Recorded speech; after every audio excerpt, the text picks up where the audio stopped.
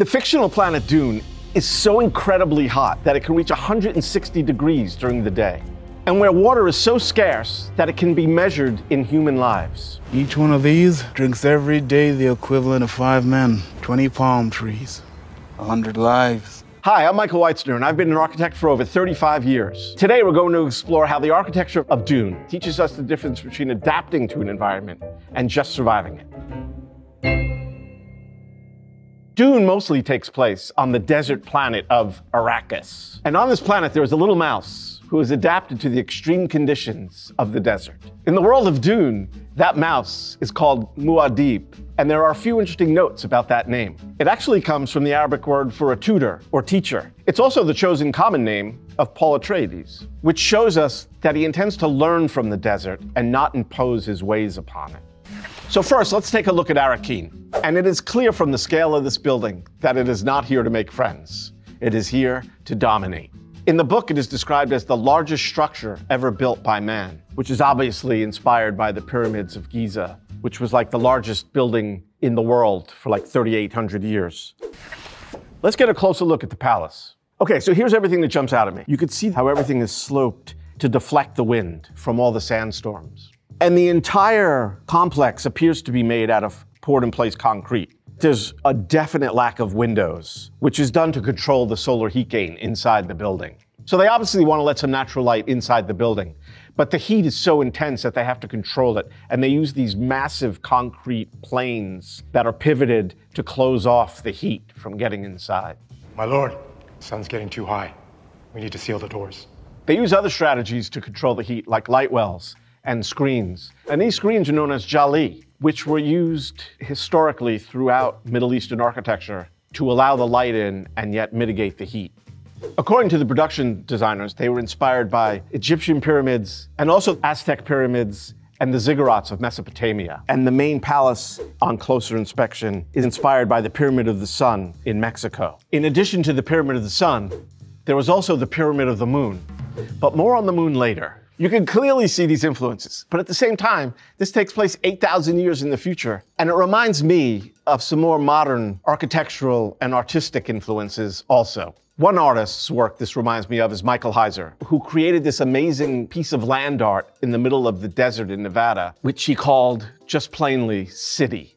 And what's interesting is Heiser was the son of an anthropologist who actually worked in Mexico. And these pieces that he constructed in the desert in Nevada are clearly influenced by the pyramids there. And it's really interesting that it's called City, because if you look at it from above in some of these wide-angle shots, it looks very similar to what they did for the sets on Dune. So to give you an idea of the scale of what Michael Heiser built in the desert, it's over 200 acres in the middle of the desert, and it took him 50 years to build it. But in addition to Michael Heiser, I also want to talk about Carlo Scarpa, the great Italian architect, who also built in concrete, and he used board-formed concrete. And it reminded me a lot of what we saw in the palace. So to build out of concrete, you essentially have to build twice. First, you have to build the forms or the mold that you're going to pour the liquid concrete into. They used to build concrete forms out of wooden boards before plywood came along. And each board would leave an impression in the concrete, which you could clearly see in these images from Arakeen, and you could also clearly see from these images of the buildings that Carlo Scarpa built. So it's curious that 8,000 years in the future, they're still building out of board-formed concrete. So Scarpa was known to be a very, very sensitive architect, and he had a great sense of materiality, and he would put a very fine material next to a very rough material, which is also done by some other architects like Louis Kahn and Rem Koolhaas. But Scarpa had this very poetic way of combining materials. He also had a great sense of natural light and how to manipulate that light. And the other thing he did, which you could clearly see in some of the details in Arakeen, is he would sort of do these concentric forms. He would step things back, almost like the tympanum at the entrance to a Gothic church. In a more basic sense, because everything here is built out of concrete, it's very reminiscent of brutalism, the architecture style from the 60s and 70s. And while concrete at first seems to be a perfect material for withstanding the desert environment, to build it, you actually need water, and a lot of it.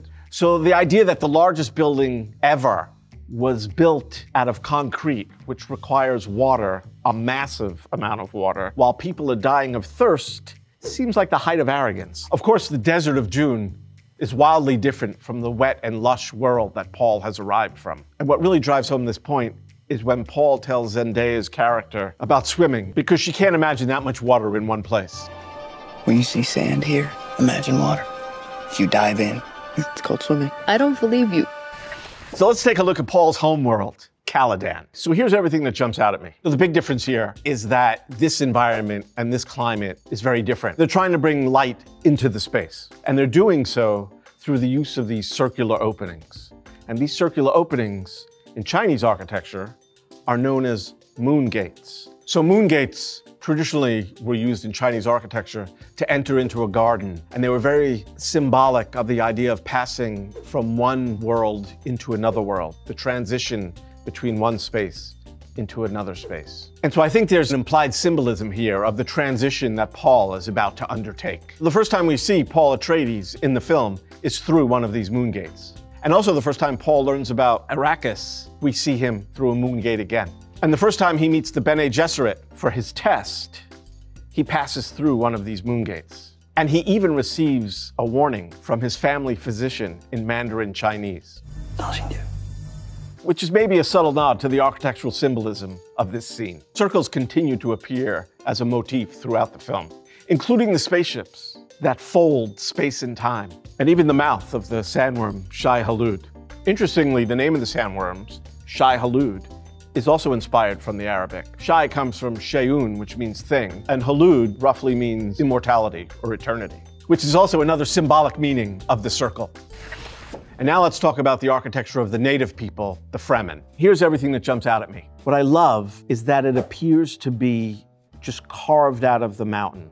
And it's at a massive scale. You could see the size of a figure standing right here in front of what appears to be this huge entrance, but in fact is sort of just symbolic of the entrance, with the real human-scaled entrance recessed here within this deep channel. And then they also have this big slot of a horizontal window here. The idea is to control the light, which controls the heat. And then what's also sort of curious are these series of paired circular openings, which obviously are either vents or some sort of small window. So what I really like about carving it out of the mountain is you're not bringing in trees to make forms and water to make concrete. You're using what's already in the environment and making something out of that. You're adapting to the environment instead of bringing something else to it, which is the height of sustainability. So what I really like is that it's very reminiscent of the buildings that were carved out of the walls of the canyon at the ancient city of Petra in Jordan. So in the film, the name for these Fremen villagers are called Sietches, but according to the author, it's pronounced CH. And in fact, the word Sietch or CH is very similar to the word Al-Sik in Arabic, which is the name of the narrow canyon that leads to the city of Petra.